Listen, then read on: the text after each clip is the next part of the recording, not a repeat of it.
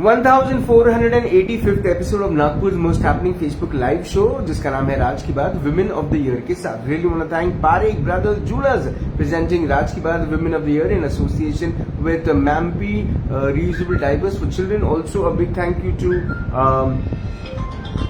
thank you to Pehnava Boutique, one of the best fashionable stores in Nagpur city. Also a big thank you to Cut Salon, LIC bole to Vinay Sahu, and also you who like the show, share the show and love the show. आज की हमारी जो मेहमान है she is a girl from Umred. सिर्फ उमरेड की सिर्फ साहू जी famous नहीं है, और भी ऐसे लोग हैं जिन्होंने उमरेड को बड़ा पॉपुलर करके रखा है। तो ये हमारी जो आज की मेहमान है ये एक कॉस्मेटोलॉजिस्ट है। तगड़ी पढ़ाई करी है इन्होंने, स्किन के बारे में, एस्थेटिक्स के बारे में समझती हैं कि स्किन को किस तरह से आप अच्छा रख सकते हैं। एंड अबव ऑल कई सारे अवार्ड से सम्मानित की गई हैं। अपने काम को लेकर हमेशा तारीफ काबिल रहा है इनका काम, इनकी जर्नी। चलिए मुलाकात करते हैं हमारी आज की women of the year. Please welcome doctor Priyanka Mashankar ma'am. Ma'am नमस्कार। मैम स्वागत आपका राज की बात में। मैम कैसी है? सबसे पहले तो थैंक यू कि आपने अपना वक्त दिया, आप हमसे बात कर रही हैं, उसके लिए बहुत बहुत धन्यवाद। मैम सबसे पहले तो ये कि जब छोटी थी तब क्या सपने थे, क्या बनना था? बेसिकली एक बिजनेस फैमिली से बिलोंग करती हूँ। मेरे फादर एक छोटे से गांव में एक अच्छा सा बिजनेस चलाते थे। सो बचपन से जो इंसान जो चीज देखता है वो उसके माइंड में, उसके जीन्स में होता है। बचपन से यही सोचा था एक अच्छी बिजनेस वुमेन बनूं, अच्छा बिजनेस चलाऊं। बट पापा की इच्छा थी कि मेरी बेटी डॉक्टर बने, इसलिए मैं मेडिकल फील्ड में आई। जब मैंने मेरा कंप्लीशन किया मेडिकल फील्ड में, still I was not satisfied. मुझे लगता था मुझे और भी कुछ करना है। मैंने मेरा MD भी कंप्लीट किया। करने के बाद भी मुझे लगता था कि मुझे सिर्फ एक बेसिक जनरल प्रैक्टिस नहीं करनी है, मुझे आगे बढ़ना है। Then I went to Mumbai. मैंने मुंबई में इलामेट से अपना PG कंप्लीट किया। PG कंप्लीट करने के बाद में when I went to doctor Jamuna पाइल्स मैडम के पास में जाने के बाद मैंने बहुत सारी चीजें सीखी। वहाँ देखा कि मेडिकल फैकल्टी में भी बहुत अच्छा बिजनेस किया जा सकता है, and that to in cosmetic industry.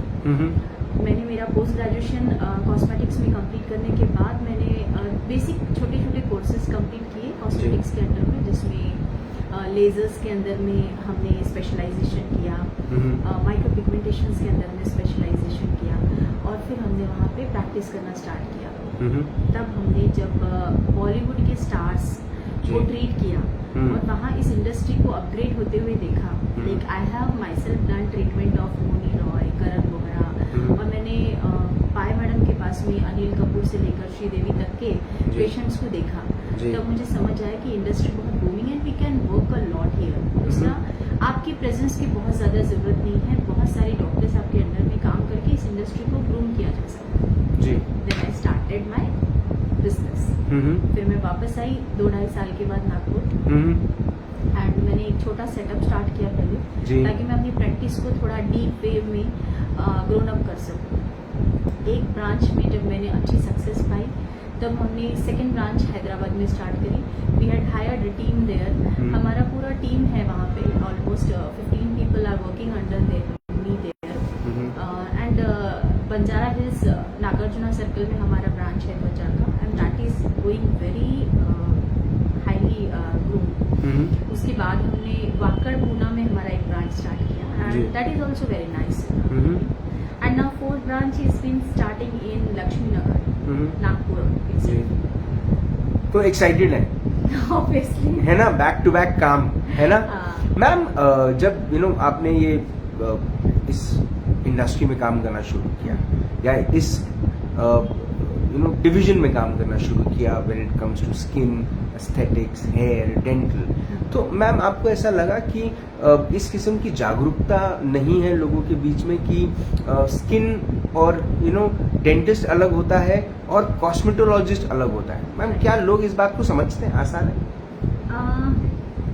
नहीं, नागपुर में तो मुझे नहीं लगता कि लोग समझते हैं। जितनी मेट्रो सिटीज है ना, वहाँ अवेयरनेस बहुत ज्यादा है, लोगों का अपने खुद का क्या बोलेंगे मेंटेनेंस बहुत ज्यादा है। यहाँ लोगों में इतना अवेयरनेस भी नहीं है, क्योंकि जो मीडिया को फोकस करता है जैसे कि बॉलीवुड हो गया, टॉलीवुड हो गया, मूवीज है, सीरियल्स है, जिसका यहाँ पे कुछ भी ऐसा स्कोप नहीं है, मे बी उसकी वजह से यहाँ इतना अवेयरनेस नहीं है। बाकी ये इंडस्ट्री बहुत ग्रूमिंग इंडस्ट्री है, लोगों ने उसके बीच का डिफरेंशिएशन भी नहीं समझा। Beautification is a topic basically, है ना, अपने आप में एक बहुत बड़ा टॉपिक है। बराबर। अभी बाल नहीं है किसी के और ट्रांसप्लांट करना है, that also comes under beautification. Absolutely जी। तो अवेयरनेस की कमी है। हाँ, अवेयरनेस की कमी। मैम लोग स्किन का ध्यान रखने के लिए, मतलब महिलाएं स्पेसिफिकली स्किन का ध्यान रखने के लिए बहुत सारा चीजें अप्लाई करती हैं चेहरे पे, which is cosmetics. Ma'am cosmetics कई बार रिएक्ट भी करते हैं, कईयों के चेहरे खराब भी कर देते हैं, और मैम उनको फिर ऐसा लगता है ये स्किन स्पेशलिस्ट का एक इशू है। क्या मैम कोई भी क्रीम अप्लाई करने से पहले, कोई भी क्लेंजर अप्लाई करने से पहले, क्या मैम उन्होंने कॉस्मेटोलॉजिस्ट को कनेक्ट करना चाहिए? क्या उसकी देखिए हर स्किन टाइप अलग अलग होता है, ठीक है। डायग्नोस्टिकली आप बहुत सारी चीजें अगर स्किन पे अप्लाई कर रहे हैं तो स्किन हेल्दी होगी, ऐसा नहीं जी। हाँ, पर ये चीज है कि स्किन नीड्स मेंटेनेंस, तो आपको आपका moisturising, priming, sunscreen, protection, everything you have to apply जी। बट कब करना चाहिए, कौन सा करना चाहिए, that to you should go to your dermatologist और a cosmetologist to take a proper skin test and then you should apply. अभी कोई एक्ने का पेशेंट है और एक्ने प्रोन स्किन पे बहुत ऑयली मॉइस्चराइजर अप्लाई करेगा तो ऑब्वियसली उसको ब्रेकआउट्स होंगे जी, और ब्रेकआउट्स होंगे तो उसका स्किन खराब होगा। सो हर चीज लगानी चाहिए, बट एक कंसल्टेशन के साथ ही करना चाहिए, ऐसा मुझे। मैम कोई एक समर्स में मैम क्या करें, कुछ एक छोटी सी ब्यूटी टिप दे दीजिए ना मैम। सबसे इम्पोर्टेंट चीज, you have to apply good lots of sunscreen, moisturiser and sunscreen, क्योंकि UVA-B अब तो UVA-B रेज भी आ चुकी है, तो प्रोटेक्शन बहुत नीडेड है। तो आपको सबसे ज्यादा रेडिएशन से, फोटो प्रोटेक्टिविटी से प्रोटेक्ट होना चाहिए, और तभी आप अपनी स्किन को हेल्दी और लग्जरियस बना के रख सकते हैं। मैम समाज में और भी ऐसी चीजें हैं जिनको लेकर एक बड़ा अलार्मिंग सिचुएशन हम देख रहे हैं, समझ रहे हैं। मैम एक ये कि the number of divorces are increasing, which is a concern to the society. Ma'am आप इसको लेकर क्या सोचती हैं? मुझे लगता है कि आज ये जो सोशल मीडिया है ये बहुत ज़्यादा मतलब हैंड टू हैंड हो चुका है, उसकी वजह से लोग एक दूसरे को समय नहीं दे पाते हैं। अगर पेरेंट्स बच्चों को समय दे, हस्बैंड वाइफ एक दूसरे को थोड़ा इंटरेक्टिव टाइम दे, और ना कि वो उतना पूरा समय मोबाइल को या फोन या टीवी को दे, तो वो ज़्यादा अच्छा कर सकते हैं। मतलब लाइफ में एक दूसरे से बातें शेयर कर सकते हैं, अपने दुख सुख बांटेंगे, तो शायद ये चीज़ों के मतलब होने के चांसेस कम रहेंगे, नहीं तो ये तो और बढ़ने वाला है। मैम चाइल्ड अडॉप्शन के बारे में क्या सोचती हैं? चाइल्ड अडॉप्शन, मुझे तो लगता है कि हर व्यक्ति ने at least every second third person, those who are not individually they may be having some problems की जिसकी वजह से उनको बच्चे नहीं हो रहे, उन्होंने अडॉप्शन करना चाहिए।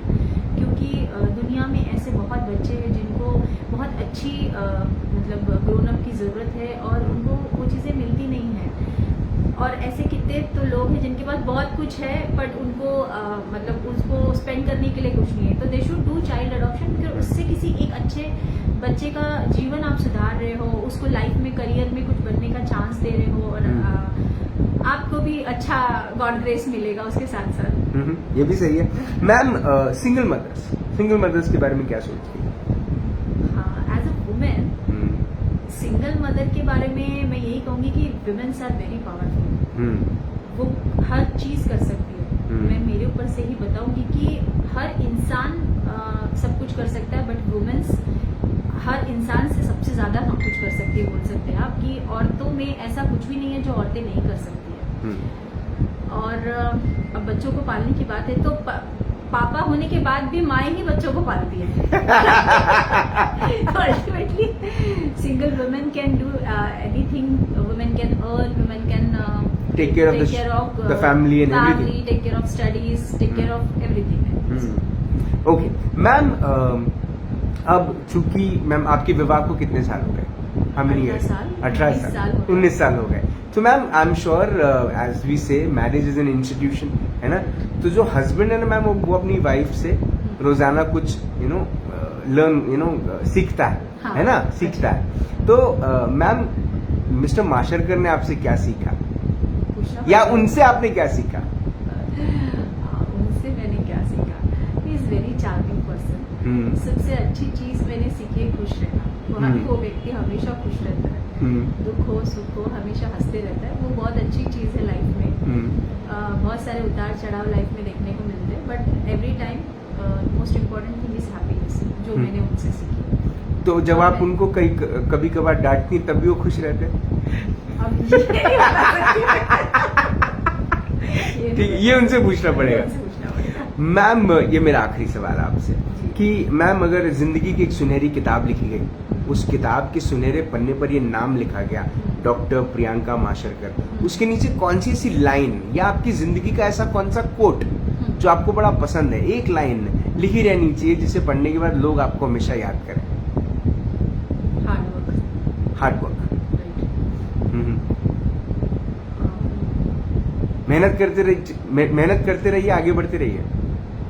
नहीं, लाइन बोल रहे हो, अपना वर्ड नहीं बोल रहे हो। Love everyone, to be loved everyone. अच्छा, आप सबको हाँ, तुम सबको प्यार करोगे तो सब आपको प्यार करेंगे। सुपर। मैम मुझे ऐसा लगता है कि ये आपकी जो जर्नी है इसमें मैम मेहनत है, इसमें हार्डवर्क जो शब्द आपने किया, मैम इसमें स्नेह है अपने काम के प्रति, अपने प्रोफेशन के प्रति, अपने लोगों के प्रति और अपने समाज के प्रति। ये जो आपकी कोशिश है, उम्मीद है कि मैम आप जिस जर्नी पे हैं उसमें आपको बहुत सारी सफलता मिले। आपका नया सेंटर जो खुलने वाला है जस्ट ऑपोजिट जेरल लॉन, उसको लेकर भी आपको बहुत बहुत शुभकामनाएं।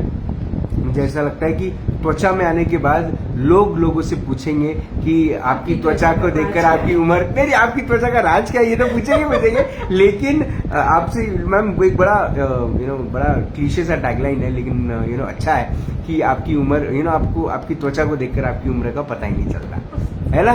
तो आई am sure this will happen. आप जिस मेहनत से काम करिए, आप ऐसे करते रहें और हमें इंस्पायर करते रहें। आपने अपना वक्त दिया, आपने हमसे बात करी, उसके लिए बहुत बहुत धन्यवाद। Thank you so much. Super. Doctor Priyanka Masharkar ma'am से मुलाकात हुई, बात हुई। She heads a center called Twacha in Nagpur, which is into skin, hair, aesthetics, dental, and now is very excited to come up with a new center at just opposite Gerald Lawns near Shruti Restaurant.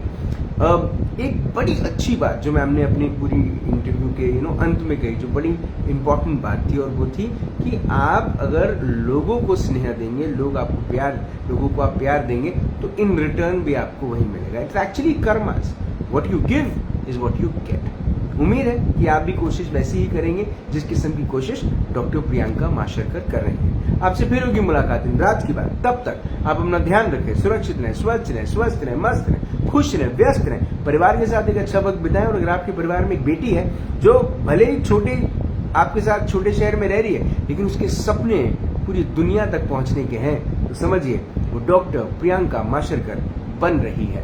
जिंदा रहें। जय हिंद।